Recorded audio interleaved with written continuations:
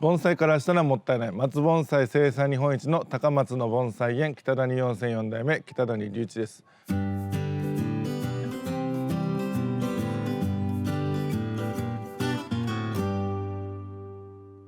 今回のテーマは盆栽の調子が悪いと感じた時にやってはいけないこと3つということでやっていきます。ホワイトボードにちょっとまとめてみたんですけども、1個目、水のやりすぎ、肥料をやる、きつい植え替えをする。これ調子が悪いと感じた時にやったらいけないこと3つです。なんで最初いきます。水のやりすぎ、調子の悪くなる盆栽、いろんな原因があるんですけども、大体その調子の悪い一例としましては、これは元気なんですが、なんかね、その葉に力がないとかね、色が薄くなったとか、なんか芽がいまいちいい時期、芽が伸びていい時期なのにあんま伸びてこないとか、そういう時は一旦ちょっとね、原因は分からんですけども、あんまり水はやりすぎん方がいいですね。弱いということはちょっと吸収が悪いというかね、水の吸い上げが弱くなってるところに水がザブザブいって、多分乾きにくくなってきたりしています。それこそそうですね。調子の悪い一例、結構分かりやすいのが、今までよく乾いてたのがちょっと乾きにくくなったとか、そんなんがあるんで、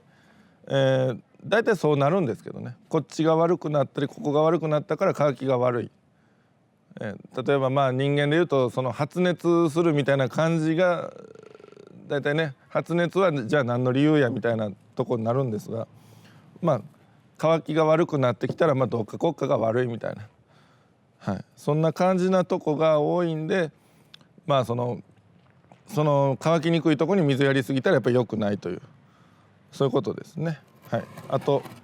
2つ目、肥料をやる。これは水をやりすぎたらダメっていうのと一緒な、よく似てるんですけども、吸い上げが悪いとかこっちの状態が悪いのに肥料をやったらもう肥料が効きすぎて、枯れることも十分ありえると。この肥料っていうのがね、大体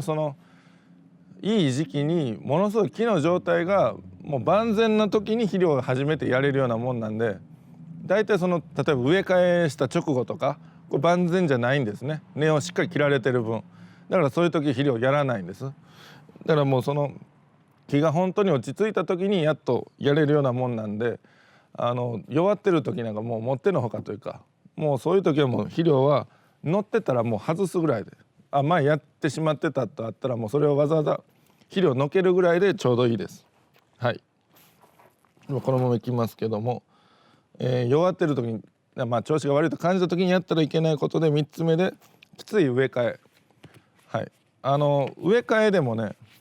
いい植え替えもあるんですね。弱ってる時に例えば原因が鉢の中に根が充満しすぎて上の状態が悪いとかいう時は普通の植え替えしてもいいんですけども、なんか他の理由で調子が悪いのに、調子が悪いからじゃあ植え替えしたら治るんちゃうかみたいな風に安易に考えて根を切って、しっかり根を切って植え替えみたいなのしたら、僕の感じで言うとそういう場合はとどめを刺すような植え替えになるだろうなと思います。でじゃあいい植え替えってどんなんかなっていうと、さっきも一つ言ったんですけど、調子がこっちが悪い時のここの植え替えは根を切らずに一回り大きい鉢に移すとか、同じ鉢に移すんでも根を切らずもう砂だけを優しく落とすとかね、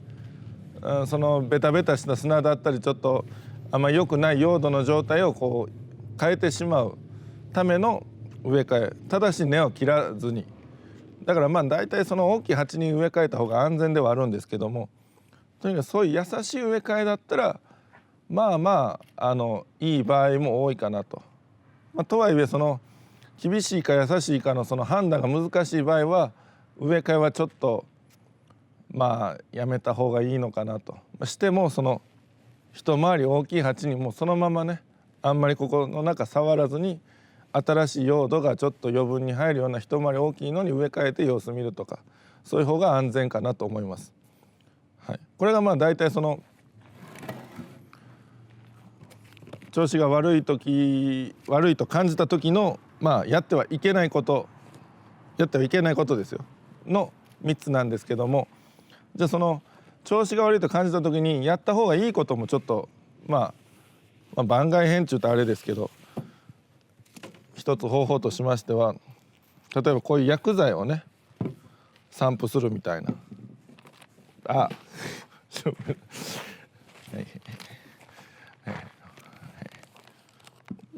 こういうねいろんな薬剤ありますけど、例えば菌にかかりだしたなみたいな感じだったら、これキノンドっていう殺菌剤みたいな、これもそうですけど殺菌剤、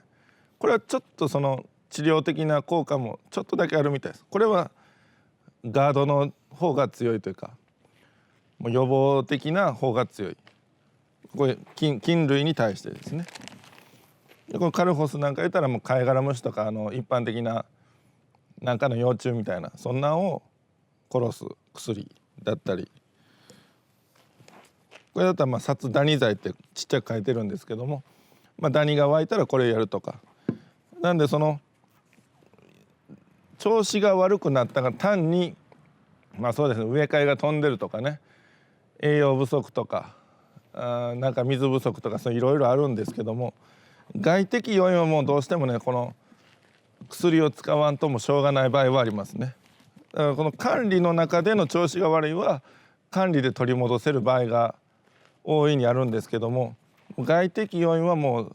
こういう薬剤はもう使わないとしょうがないです。ただこういうの手に入るの相当難しくもないか、農協とかでね売ってたりすればあるんですけども、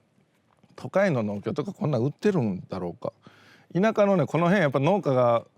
高松市木梨町農家が多いんでね、この辺ね、だからこういう売ってる農協多々あるんですけども、そういうのないとこは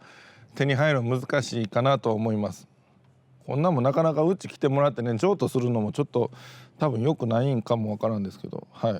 薬の方なんでねあんま下手なこと言えないんですけど、こういうのは気をつけて取り扱っていただくということで、だから調子の悪いのもいろんな理由はあるんですが、その管理の面で自分のせいというかねの方での調子の悪い時は大体その水をやりすぎない、肥料はもうあったらもうのけるぐらいで厳しい植え替えはしないみたいなそのあたりの3つを1つ覚えとってもらったら、3つをね覚えとってもらったら応急処置というかで、それで様子見ながらこういうのも考えながらという感じで対処していってください。今回は以上です。盆栽からしたらもったいない北谷養成4代目北谷隆一でした。チャンネル登録高評価よろしくお願いします。